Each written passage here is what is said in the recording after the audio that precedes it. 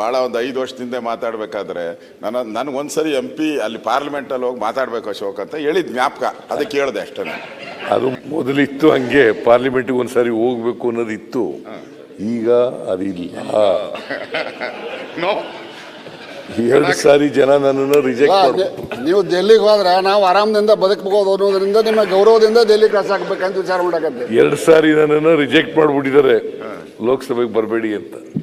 1918 ಒಂದ್ಸಾರಿ, 1991 ಒಂದ್ಸಾರಿ, 2 ಸಾರಿ ನನ್ನನ್ನು ರಿಜೆಕ್ಟ್ ಮಾಡಿಬಿಟ್ರು. ಸೊ ಇನ್ನು ಮತ್ತೆ ನಾನು ಆಸೆ ಪಡೋದು ಚೆನ್ನಾಗಿಲ್ಲ ಅಂತೇಳಿ ಬಿಟ್ಬಿಟ್ಟೆ. ಈಗ ಮಾಡ್ತಾ ಇಲ್ಲ. ಅದರಿಂದ ನೀನಾಗಲಿ ನಾನಾಗಲಿ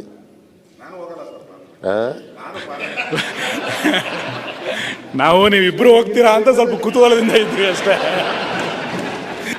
ನಾನು ಯಾರನ್ನೂ ಪಾರ್ಲಿಮೆಂಟ್ಗೆ ಹೋಗಿ ಅಂತ ಹೇಳಲ್ಲ. ಅವ್ರ ಖುಷಿ. ಪಾರ್ಲಿಮೆಂಟ್ಗೆ ಹೋಗ್ಬೇಕು ಅಂತ ಭಾಳ ಜನ ಆಸೆ ಪಡ್ತಾರೆ. ರಾಜ್ಯಸಭಾ ಮೆಂಬರ್ ಆಗಬೇಕು, ಲೋಕಸಭಾ ಸದಸ್ಯರಾಗಬೇಕು, ಕೇಂದ್ರದಲ್ಲಿ ಮಂತ್ರಿ ಆಗಬೇಕು ಅಂತ ಎಲ್ಲ ಆಸೆಗಳೆಲ್ಲ ಇರ್ತವೆ. ಮನುಷ್ಯನಿಗೆ ಆಸೆಗಳಿರಬೇಕು, ಆದರೆ ದುರಾಸೆಗಳಿರಬಾರ್ದು. ಯಾರಪ್ಪ ಕಡೆಯವರೇ ಸರ್, ನಿಮ್ಮ ಕಡೆಯವರೇ ಸರ್.